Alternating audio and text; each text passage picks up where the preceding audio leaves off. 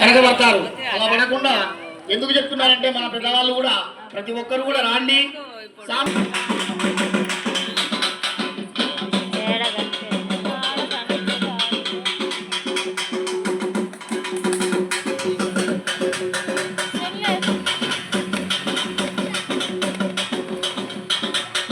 ఉపయోగపడుతుంది కాబట్టి ఒక చిరు వ్యాపారస్తులకైతేనేమి, ఒక కూలీ నాలి చేసుకునే వాళ్ళకైతేనే. అక్క ఎన్ని ఇచ్చారక్క ఇక్కడ? ఒకటి ఒకటి ఒకటి ఎంతక్క రిబ్బన్లు? 2. ఇది కూడా పట్టుకున్నానా? 2 2 ఒకటి ఎంతక్క? 3. Very good. 3 పట్టుకున్నానా? ఈ బ్యాగులు ఏమైనా ఉన్నాయా చూడు. ఈ తలకాయ పడుతుంది, చేసి తలకాయ పడుతుందా? ఓకేనా? ఏమైనా ఉన్నాయా? ఏమి లేవు. తమ్ముడు నువ్వు కూడా చూడు, ఏమైనా ఉన్నాయా? నేను చేయబెట్టమని చెప్పినా నా అబ్బాయి చెప్పిన, నిన్ను చూడమలే కదా అక్క. మీరు కూడా చూడండి అక్క, ఏమైనా ఉన్నాయా బ్యాగ్లో?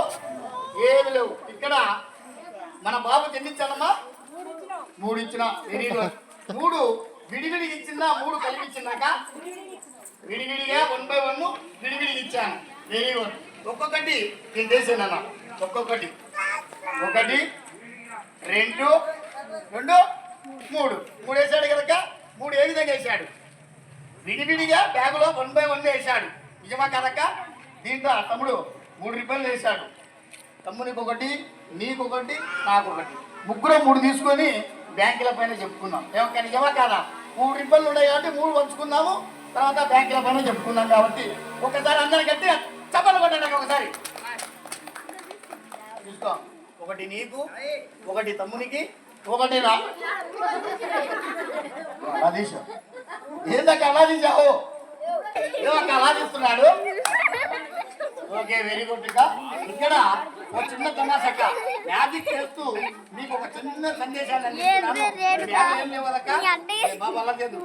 ఇక్కడ అందరం కలిసి కట్టుగా ఉంటేనే ఏదైనా సాధిస్తాం. విడివిడిగా ఉంటే ఏం పనులు జరగవు కాబట్టి ప్రతి ఒక్కరు కూడా తెలుసుకోవాలి. పట్టుకో. 1 2 3 ఇచ్చాను కనుక ఏమన్నా ఏమి లేవు. ఖాళీ బ్యాగ్. ఇక్కడ ఈ బ్యాగులు ఏమనుకుందామంటే ఉదాహరణకు మీకు అర్థమయ్యే రీతిలో బాగా చెప్తాను. మన గ్రామం అనుకుందామక్క. ఈ బ్యాగుని ఏమనుకుందామక్క? మన గ్రామం అనుకున్నప్పుడు ఈ బ్యాగుని ఇక్కడ 3 రిబ్బన్లు ఉన్నాయి. ఈ 3 రిబ్బన్లో ఈ ఎర్ర రిబ్బన్ ఏమనుకుందామంటే గ్రామంలో ఎవరు ఉంటారక్క? గ్రామ ప్రజలు ఉంటారు. అంటే చిన్నలు కావచ్చు, పెద్దలు కావచ్చు, మహిళలు కావచ్చు, యువకులు కావచ్చు, ఎవరైనా గ్రామ ప్రజలు అనుకున్నాం. ఇక్కడ 2వ రిబ్బన్ ఉంది. ఈ 2వ రిబ్బన్ ఏమనుకుందామంటే మనకు అందుబాటులో ఉండేది ఆర్థిక అక్షరాస్యత కేంద్రాలని సొసైటీ వాళ్ళని ఏర్పాటు చేసి గిద్దలూరులో ఉంది ఆఫీసు. అక్కడ నుంచి మన సారు వాళ్ళు కానీ వచ్చి మన గ్రామీణ ప్రజలందరికీ కూడా తెలియజేయడానికి చెప్తుంటారు. అలాగే బ్యాంకులు అనుకుందాం. మీ అకౌంట్ స్టేట్ బ్యాంకులో ఉండొచ్చు, కెనరా బ్యాంకులో ఉండొచ్చు, ఆంధ్రప్రదేశ్ గ్రామీణ బ్యాంకులో ఉండొచ్చు, ఏ బ్యాంకులో ఉండొచ్చు. ఇది బ్యాంకులు అనుకున్నాము, రిజర్వ్ బ్యాంక్ అనుకున్నాము. ఇక్కడ ఇది బ్యాంక్ ఉంటే పనులు జరగవు కదక్క. బ్యాంకులో ఉండే సార్లు ఉండాలి. అంటే మేనేజర్ సార్ కావచ్చు, ఫీల్డ్ ఆఫీసర్ కావచ్చు, క్యాషియర్ కావచ్చు, అలాగే మనకు ఆర్థిక అక్షరత నుంచి మన సారు వాళ్ళు కావచ్చు, మన మేడం వాళ్ళు కూడా కావచ్చు అనుకుందాం. ఇలా విడివిడిగా ఉంటే ఏ పనులు జరగవక్క. అలా కాకుండా కలిసి కట్టుగా ఈ విధంగా ఉండాలక్క. గ్రామ ప్రజలు చెప్పానక్క, ఎర్రని పని చెప్పాను, మధ్యలో ఏం చెప్పానక్క? సారు వాళ్ళు ఉంటారు. ఇక్కడ పచ్చని పని ఏం చెప్పానమ్మా? బ్యాంకులు అని చెప్పాను. అంటే స్టేట్ బ్యాంక్ కావచ్చు, కెనరా, అన్ని బ్యాంకులకు పెద్ద బ్యాంక్ అనేది రిజర్వ్ బ్యాంక్. ఈ మధ్యలో ప్రతి ఒక్క బ్యాంకులలో సార్లు ఉంటారు. సకాలంలో గ్రూప్ కట్టుకొని వస్తుంటారు. 10 మందిని కలిసి 10 మంది పెట్టుకొని ఒక గ్రూప్ పెట్టుకుంటారు. బాగా గమనించండి. ఈ గ్రూప్ పెట్టుకున్నప్పుడు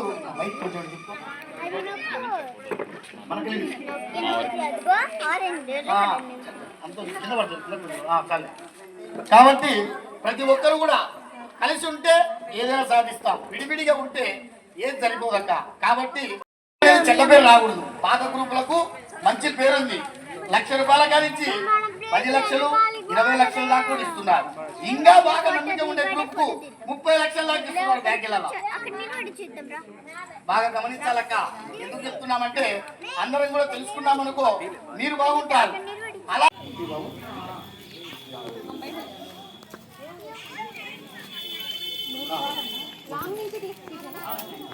ఇక్కడ ఏం చెప్తున్నాను బాగా గమనించాక. ఇక్కడ ఈ జ్యోతి వెలిగించాలి కనుక ఈ జ్యోతిని ఏమనుకున్నామంటే ఉదాహరణకు మన ఇంట్లో కష్టపడే మనిషి అంటే బాగా ఇలా జ్యోతి మాదిరి ఎలుగుతూ భార్య పిల్లల్ని తల్లిదండ్రుల్ని అందరినీ కూడా ఇలా జ్యోతి మాదిరి వెలుగుతూ కష్టపడి వాళ్ళని కాపాడుకుంటూ వస్తుంటాడు. ఉన్నట్టుండి ఇలా మనిషి కష్టపడే మనిషి ఆ ఇంట్లో లేకపోతే పరిస్థితి ఏందక, ఇలా వెళ్తూ ఉండే ఇంట్లో ఉన్నట్టుండి అది ఆ ఇల్లు చీకటి అయిపోతే ఆ ఇంట్లో పరిస్థితి ఏందక్క చెప్పాలి. ఒక ఇంట్లో మనిషి కష్టపడే మనిషి లేకపోతే ఇబ్బంది అవుతారు. అలా కాకుండా మన అకౌంట్ ఏ బ్యాంకులలో ఉన్నాయో దాంట్లో కంపల్సరీ సామాజిక భద్రత పథకాలు అంటున్నారు. సామాజిక భద్రత పథకాలంటే ఇన్సూరెన్స్ తక్కువ ప్రీమియం కట్టుకోండి, మీకేదన్నా జరిగినా మేమున్నామన్నా తోడు నీడంటూ మన బ్యాంకింగ్ వాళ్ళు చెప్తున్నారు. అది ఏ విధంగా ఒకసారి గట్టిగా చెప్పండి. ఉంటున్నాక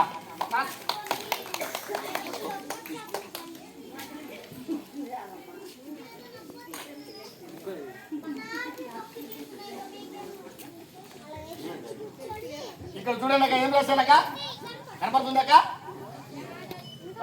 చెప్పు తప్పులేదు నాయన. ఇక్కడ ఏం రాశారంటే ఇన్సూరెన్స్ లెక్క, దీని పేరు ఏదంటే ప్రధానమంత్రి సురక్షా బీమా యోజన పథకం అంటారు. బాగా ఆలోచించడక, మీ పొదుపు వాళ్ళకు ముఖ్యం, ఇది బాగా ఆలోచించడక. ఆడవాళ్ళకు ముఖ్యం, రైతులకు ముఖ్యం, బయట తిరిగే వాళ్ళకి ఎక్కువ ముఖ్యం అన్నమాట ఇది. కాబట్టి ఇది ప్రధానమంత్రి సురక్షా బీమా యోజన పథకం అంటారు.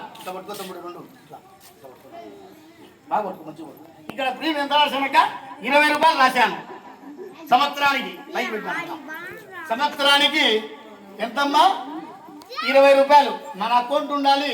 అకౌంట్ తీసుకున్న తర్వాత సామాజిక భద్రత పథకాల పైన ఇది సురక్షా బీమా యోజన పథకం చేశామనుకో, ప్రమాద బీమా చూడండమ్మా. ఈ రోజులలో ఎల్ఐసన్నా ఏదన్నా చెప్పినా కానీ 6 నెలలు కాదు, సంవత్సరానికి ఒక ఏడాదికి 20 రూపాయలు దాచుకోవాలి. బాగా ఆలోచించలేక ఇక్కడ ఏం రాశాను చూడండమ్మా. ఒక 10 నిమిషాలు కూర్చోండకు, మీ గురించి వచ్చాం, మీకు మంచిగా ఉండనీకే. ఇక్కడ ఏం రాశానక జీవన జ్యోతి బీమా యోజన పథకం అంటారు దీని పేరు. ఇది కేవలం సంవత్సరానికి 436 రూపాయలు కట్టుకోవాలక్క. సంవత్సరానికి 436 రూపాయలు కట్టుకున్నామనుకో, ఇది సహజ మరణం అంటే మీరు అనుకోవచ్చు, సహజ మరణం అంటే గుండెపోటు కావచ్చు, హార్ట్ అటాక్ కావచ్చు, కామెర్లు కావచ్చు, ఒక విషజ్వరాలు కావచ్చు, ఒక దగ్గు కావచ్చు, ఏ విధంగా చనిపోయినా మనిషి వాళ్ళ కుటుంబాలకు 2 లక్షలు వస్తుందక్క. బాగా ఆలోచించండి. అదే కాదు, మన బ్యాంకులలో ఆడపిల్ల పుడితే ఆ పాపకు మంచి భవిష్యత్తు ఉంది. సుకన్య సమృద్ధి యోజన పథకం అంటారు. బంగారు భవిష్యత్తు. పుట్టిన రోజు నుంచి ఆడపిల్ల పుట్టిందనుకో, పుట్టిన రోజు నుంచి ఆ పాపకు 10 సంవత్సరాల వయసు వచ్చినంత వరకు మనం ప్రతి నెల కట్టుకోవాలి.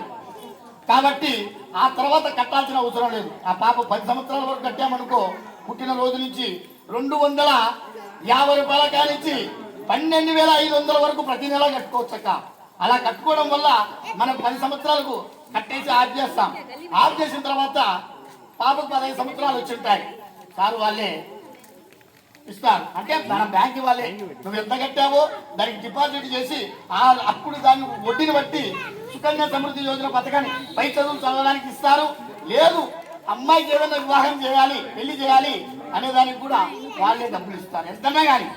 కాబట్టి కట్టం పెట్టిస్తారు. కాబట్టి ప్రతి ఒక్కరు కూడా సుకన్య సమృద్ధి యోజన పథకం అనేది ఆడపిల్లకు మంచి భవిష్యత్తు అక్క. అది మన పోస్ట్ ఆఫీసులలో ఉంటుంది, మన బ్యాంకులలో కూడా ఉంటుంది. బాగా ఆలోచించడక, ప్రతి నెల కట్టుకోవాలి. 250 రూపాయల కానిచ్చి ప్రతి నెల 12,500 వరకు కట్టుకోవచ్చు మన సోమంతిని బట్టి. కాబట్టి ఇవన్నీ కూడా బాగుంటాయి. ఇది కేవలం సహజ మరణానికి చెప్పాం. ఇది కట్టుకున్న వయసు ఎంత ఉండాలక్క? 18 సంవత్సరాల నుంచి 50 సంవత్సరాలు ఉండే వాళ్ళు ప్రతి ఒక్కరు కట్టుకోవచ్చు అక్క.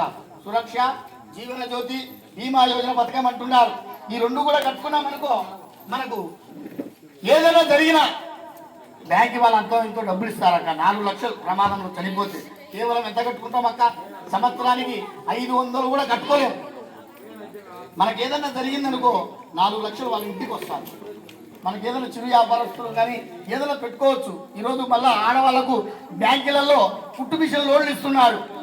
బాగా గ్రూప్ మంచి పేరుండే వాళ్ళ గ్రూప్కి ఇస్తున్నారు. కాబట్టి ప్రతి ఒక్కరు కూడా తెలుసుకోవాలి. సామాజిక భద్రత పథకాలు చెప్పాం. ఇక్కడ బాగా ఆలోచించడక, సైబర్ మోసగాళ్ళు ఎక్కువైనారక. సైబర్ మోసగాళ్ళు అంటే ఈ నడమ చాలా మోసగాళ్ళు. అంటే ఎందుకు చెప్తున్నానంటే బాగా ఆలోచించడక, ఈ సైబర్ మోసగాళ్ళు అనేది ఇట్లాంటి ఫోన్లు చేసి, సార్ మీకు ఆఫర్ తగిలింది, 10,000 తగిలింది, లేదంటే బంగారు కాయిన్ తగిలింది, లేదంటే నీకు ల్యాండ్ తగిలింది, మీ ఆధార్ కార్డు నెంబర్ చెప్పండి, లేదంటే నీకు ఒక 10,000 20,000 తగిలిందమ్మా, నీ ఆధార్ కార్డు నెంబర్ చెప్పు, తర్వాత నీ అకౌంట్లో పడుతుంది అని చెప్తుంటారు. సైబర్ మోసగాళ్ళు అంటే దొంగలు. పూర్వంలో ఇళ్లలో ఎవరు లేనప్పుడు ఇళ్లలో దూరి తాళాల వల్ల కొట్టి దొంగతనం చేసిపోయేటోళ్ళు. ఇప్పుడు టెక్నాలజీ మారింది కాబట్టి వాడి దొంగ సైబర్ మారిపోయింది.